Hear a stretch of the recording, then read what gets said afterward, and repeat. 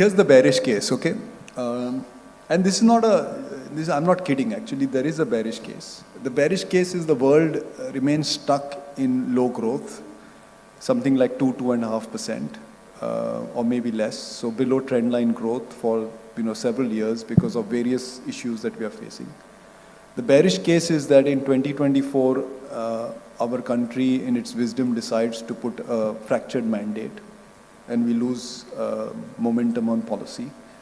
The bearish case is that energy prices, for whatever reason, because Saudi wants to cut production and protect its revenues, or the war goes on for longer, remain elevated. We are going to see a declining intensity of imported oil to GDP in India, but we still depend on imported oil. We import over 1 billion barrels of oil every year, and there's only that much we can digest. And likewise with fertilizer prices, and likewise with a few other commodities. The bearish case is that we are not able to skill our labor. We have a very large workforce, but if we want to put up semiconductor facilities, if we want to make sophisticated mobile phones, if we want to do all this high-end manufacturing, we also need a skilled labor force, and there is a gap there which builds up, and then we are not able to scale our manufacturing.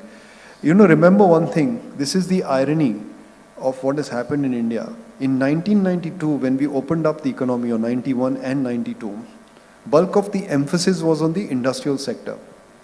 All the restrictions were on the industrial sector, and that's what we dismantled. We dismantled pricing controls, we dismantled production controls, we dismantled selling controls, access to raw materials. That is what we did. Sitting in 92, all of us were thinking that the industrial sector in India is going to boom. 30 years later, the industrial sector has lost share in GDP. We've been in a 30-year decline. So that has been the effect of having opened it up. Okay, it did not actually make the industrial sector more strong. It actually weakened it.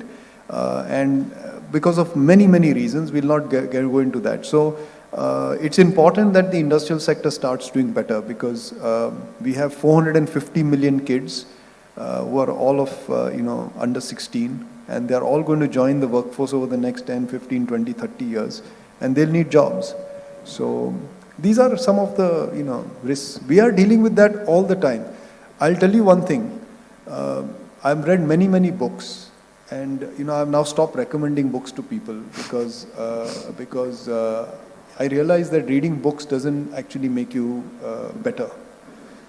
If that was the case, then there was only one book to be written in the world, which was written in the form of Bhagavad Gita, and we'll all be realized souls, right? We've all probably read the Bhagavad Gita and gone nowhere. But there are some things that you learn from books which are quite seminal, and one such book was written in 1920 by a gentleman called Knight Frank. He was a US economist, and he wrote a book on risk versus uncertainty. I would recommend everybody to read that book.